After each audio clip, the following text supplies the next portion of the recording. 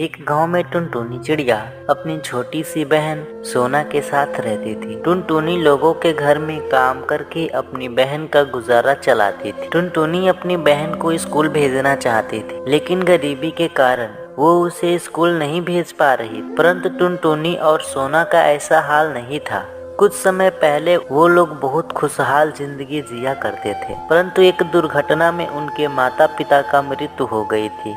तब से टुनटुनी सोना का जिम्मेदारी उठा ली। एक दिन टुनटुनी काम पर जा रही थी, तभी सोना उससे कहती है, टुनटुनी दीदी देखो ना, घर में राशन नहीं है, अब हम क्या खाएंगे। आज रात तुम पैसे लेकर आना और मेरे लिए कुछ खाने पीने को भी ले आना, मुझे बहुत जोरों की भूख लग रही है। ठीक है सोना, मैं आज आते समय कुछ पैसे लेकर आऊंगी, मालकिन से पैसे मांग के लाऊंगी। दुर्भाग्य टुनटुनी जैसे ही घर से बाहर निकलती है, बाहर जोरों की बारिश होने लग जाती है। हे भगवान, अब क्या करूं? अगर मैं काम पर नहीं जाऊंगी तो पैसे कहां से आएंगे? घर का राशन खत्म हो गया है। अगर आज काम पर नहीं गया तो पैसे नहीं मिलेगा, और पैसे नहीं मिलेंगे तो आज भी मेरी बहन क्या खाएगी? नहीं नहीं नहीं नहीं, मुझे अपनी चिंता ना करते हुए काम करने के लिए जाना होगा। इसके बाद टुनटुनी अपनी तबीयत के बारे में नहीं सोचती है और भीगती हुई चली जाती है।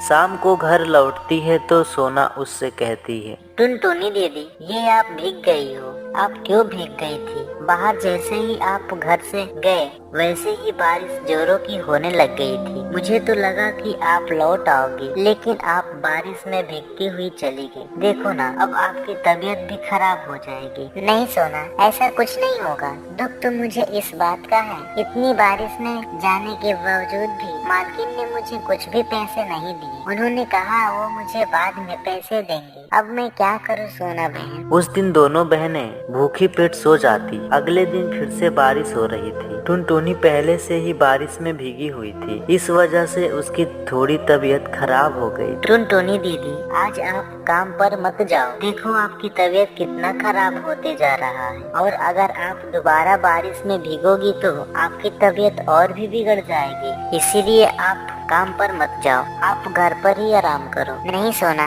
अगर मैं काम पर नहीं गई तो आज फिर से तुझे भूखे पेट सोना पड़ेगा। मैं ऐसा नहीं होने दूंगी। मैं काम पर जरूर जाऊंगी, वरना क्या पता मालकिन भी मुझे काम से निकाल दे। टुनटुनी फिर से बारिश में भीगती हुई अपने मालकिन के घर पहुंचती है। टुनटुनी की तबीयत खराब देखकर उसकी मालकिन कहती है, अरे टुनटुनी, तेरी तबीयत खराब है क्या? तो कौन सी बीमारी लेकर मेरे घर में आ गई? कहीं तो हम सबको भी बीमार ना कर दे। चली जा यहाँ से, जा अपने घर को। नहीं मालकिन, मैं बिल्कुल ठीक हूँ, मुझे कुछ नहीं हुआ है। वो कल बारिश में भीग गई थी ना, तो जरा सा बुखार हो गया है, और कुछ नहीं हुआ है मालकिन। अरे ऐसे बीमारियाँ बहुत खराब होती है। बारिश में भीगकर तो अपना तबीयत खराब कर चुकी हो, अब हमारे साथ रह के हमारी तबीयत भी खराब करोगी क्या? जा अपने घर चली जा, बाद में काम पर आना जब तुम ठीक हो जाओ। ठीक है मालकिन, मैं अपने घर चली जाऊंगी, लेकिन मुझे कुछ पैसे दे दीजिए। मेरी बहन कई दिनों से भूखे सो रही, मेरे घर में राशन नहीं। देखो टुनटुनी, एक तो मैं तुझे काम पर रखा हुआ,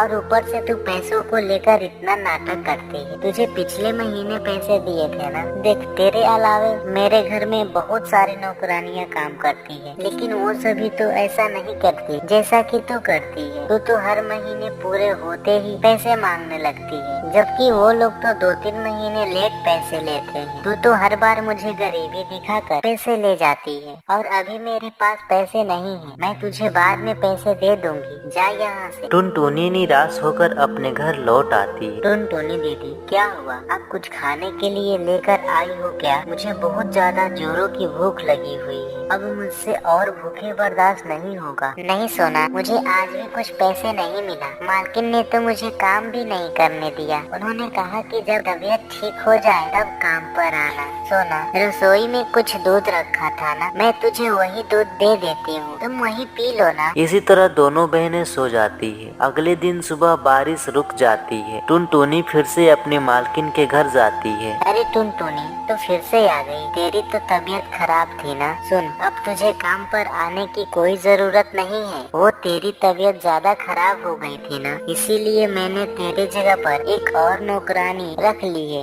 अब तू वही सारा काम करेगी। अब तू अपना कोई और काम देख ले। ये सुनकर टुनटुनी बहुत ज्यादा दुखी हो जाती है। उसके पास अब कोई धंधा नहीं था। उसे समझ नहीं आ रहा था अब वो अपने घर पर वापस अपनी बहन के पास क्या लेके जाएगी। उसकी बहन बैठे हुए उसका इंतजार कर रही होगी कि उसकी बड़ी बहन कुछ खाने के लिए लेकर शाम को वो वहाँ से निकलकर वो अपने घर आ जाती है। सोना उससे फिर कहती है, टुनटुनी दीदी, आज पैसे का कुछ इंतजाम हुआ क्या? हम कब तक भूखे रहेंगे? मुझसे बहुत ज्यादा भूख लगी है। अब तो मैं भूखे मर जाऊंगी। कुछ करो ना। हाँ सोना, तू चिंता मत कर, मैं हूँ ना। तुझे भूखे पेट नहीं रहना पड़ेगा। बस आज भर तू भूखे पेट सो जा, मैं कल कुछ न कुछ जरूर लेकर आऊँ। अब तो रात हो रही है, अब रात में क्या करें? ये कहकर टुनटुनी सोना को सुला देती। फिर टुनटुनी अपनी माँ के तस्वीर के पास जाती और कहती है, माँ, मुझे माफ कर दो। तुमने मुझे मेरी छोटी बहन का जिम्मेदारी दी थी ना, लेकिन मैं उस जिम्मेदारी को निभा नहीं पा रही हूँ। मैं लाख कोशिश की, लेकिन फिर भी मैं सोना को खुशियाँ नहीं दे पा रही हूँ। मैं उसे स्कूल में भेजना चाहती हूँ, पर मैं कुछ नहीं कर पा रही। क्या करूँ माँ, मुझे माफ कर दो। नहीं टुनटुनी बेटा,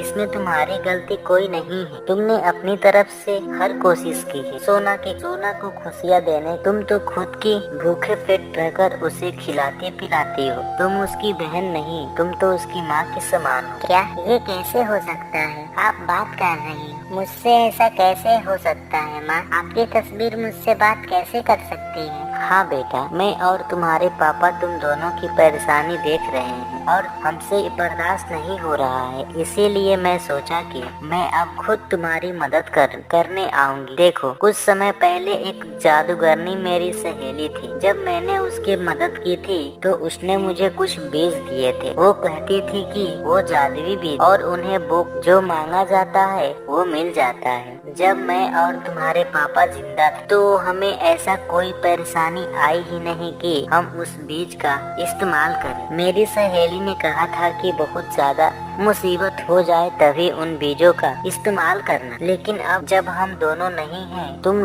लोगों की जिंदगी में बहुत सारी मुसीबतें आ गई हैं। इसीलिए अब सही वक्त है उन बीजों का इस्तेमाल करने का। जाओ, तुम मेरे कमरे में जाकर रखे हुए संदूक में देखो। उसमें तुम्हें एक पोथली दिखाई देगी जिसमें बीज है। जाकर उन्हें बो दो और तुम्हें जो भी चाहिए वो मन में सोचना आ जाएगी। फिर तुम उसे बाजार में बेचकर अच्छे पैसे कमा सकती हो। ठीक है माँ, मुझे गाउन की खेती करनी है क्योंकि बाजार में अभी गाउन बहुत तेजी से बिक रहा है। गाउन की बहुत ज्यादा मांग है। मैं अगर गाउन की खेती करूँगी तो इसमें हमें बहुत अच्छी कमाई होगी। टुनटुनी जल्दी से अपने माँ के कमरे में जाती और उस संदूक में रखे हुए बीजों की पोथली को निकाल ले। फिर वो बीजों को लेकर अपने घर के पीछे वाले बगीचे में गाड़ देती और कहती, हे जादुई बीज, मुझे यहाँ पर गाउन की ढेर सारे फसल चाहिए जिसमें तरह तरह के सुंदर और डिजाइनदार वाले गाउन हो जाए जो बहुत जल्दी बिक जाए। टुनटुनी के ऐसा कहते ही वहाँ पर तरह तरह के डिजाइन वाले गाउन निकल आते हैं। ये देखकर टुनटुनी बहुत ज्यादा खुश होती है। फिर क्या था, टुनटुनी बाजार में उन गाउनों के लेकर चली जाती है। गाउन के दाम बहुत कम और देखने में सुंदर था, डिजाइनदार था। इस वजह से उसकी गाउन बहुत जल्दी से बिक गए। एक ही दिन में उसकी बहुत सारी कमाई हो जाती है। हे भगवान, अगर इसी तरह मेरी कमाई होती रही तो मेरे पास बहुत पैसे हो जाएंगे। फिर मैं अपनी छोटी बहन को स्कूल भेज पाऊंगी और उसे अच्छी शिक्षा दिला पाऊंगी। धीरे धीरे टुनटुनी के गाउन बहुत ज्यादा बिकने लग गए और उसके पास पैसों का भरमार लग गई। फिर उसने उन्हीं पैसों से एक अपना नया घर बना लिया। अपनी बहन का एक बड़ा सा स्कूल में एडमिशन करवा दिया। फिर उसकी बहन मन लगाकर पढ़ाई करने लगी और दोनों बहनें हंसी खुशी रहने लगी। तो दोस्तों, इस कहानी से आपको क्या सीख मिली? यही कि हमें कभी हार नहीं मानना चाहिए और जो हम चाहें वो कर सकते हैं। तो इसीलिए जिस काम को करना चाहें वो आप कर सकते हैं। तो मन लगाइए और जल्दी से उस मंजिल को हासिल कीजिए जिस मंजिल को आप बहुत दिनों से वेट कर रहे हैं।